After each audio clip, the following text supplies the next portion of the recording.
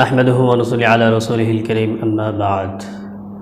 আল্লাহ তাআলার দরবারে লাখো কোটি শুকরিয়া যে আল্লাহ তাআলা আমাদের এই বাংলাদেশকে অত্যাচারী জালেমের কবল থেকে রক্ষা করেছেন। এজন্য আবারও শুকরিয়া, আলহামদুলিল্লাহ। বাংলাদেশের প্রতিটা মানুষের মনের ভাষা আজকে বলতে সুযোগ পেয়েছে। বলার স্বাধীনতা, চলার স্বাধীনতা, খাওয়ার স্বাধীনতা, সব কিছুর স্বাধীনতা বাংলাদেশের জনগণ ফিরে পেয়েছে, আলহামদুলিল্লাহ। আল্লাহ তাআলা কিয়ামত পর্যন্ত আমাদের এই বাংলাদেশকে সমস্ত রকম বিপদ থেকে হেফাজত করুন, আমাদের দোয়া এবং কামনা এটাই থাকবে।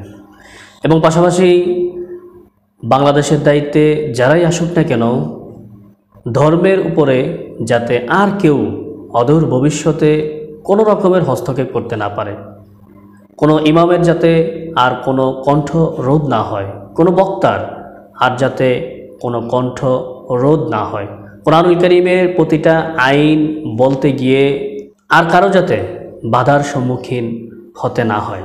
আল্লাহ তাআলা জমিনে কোরআনুল কারীমের আইন মানুষ বলবে, মানুষ শুনবে, এটাই স্বাভাবিক। এরপরেও এক শ্রেণীর মানুষ এটাকে নিস্তব্ধ করে দিতে চায়। আল্লাহ তাআলা সেই মানুষগুলাকে পতন করিয়েছেন। আমি গত কয়েকদিন আগে একটি ভিডিও দিয়েছিলাম, যেখানে আমি বলেছিলাম হযরত মূসা আলাইহিস সালামের লস্করের সামনে ফিরআউনের যেভাবে পতন হয়েছিল, আল্লাহ তাআলা বলতেছিলেন ওয়া আনতুম তানজুরুন, ফিরআউনের এই ধ্বংসলীলা তোমাদের চোখের সামনে হয়েছে, তোমরা সাক্ষস দেখতেছিলে।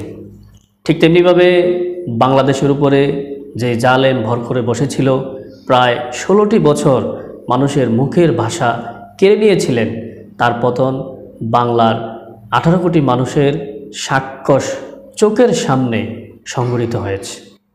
কাজে এর থেকে আমরা শিক্ষা নেই।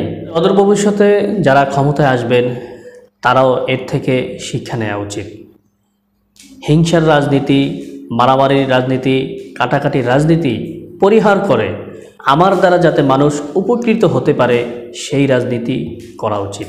একটা মানুষের ক্ষমতার কারণে, একটা মানুষের টাকার কারণে যদি আরেকটা মানুষ, পাশের আরেকটি ভাই লাঞ্ছিত হয়, অপমানিত হয়, ধ্বংস হয়ে যায়, তাহলে আল্লাহ তাআলা কখনো জালেমকে ক্ষমা করেন না। এজন্য আমাদের শিক্ষা নেওয়া উচিত, আমার কারণে, আমার অর্থের কারণে, আমার শক্তির কারণে, আমার ক্ষমতার কারণে কোনো মানুষ যাতে লাঞ্ছিত না হয়, অপমানিত না হয়, ধ্বংস না হয়ে যায়, বরঞ্চ আমার কারণে কোনো মানুষ যদি উপকৃত হয় সেটার যাজা আল্লাহ তাআলা নিজ হাতে আমাকে দান করবেন। আর যদি এর বিপরীতটা ঘটে, আল্লাহ তাআলা জালেমের বিচার শক্ত হাতে করেন, যেটা আমরা দুনিয়াতে দেখেছি এবং বিগত দিনগুলোতে এর ভুরি ভুরি প্রমাণ রয়ে গেছে। কাজেই এই জালেমকে নামাতে গিয়ে আমাদের যে সমস্ত ভাইরা শহীদ হয়েছেন, সর্বপ্রথম আমরা তাদের আত্মার মাগফিরাত কামনা করি এবং তাদের জন্য আল্লাহ তাআলার দরবারে মাফ চাওয়া, এটাই হবে আমাদের কর্তব্য।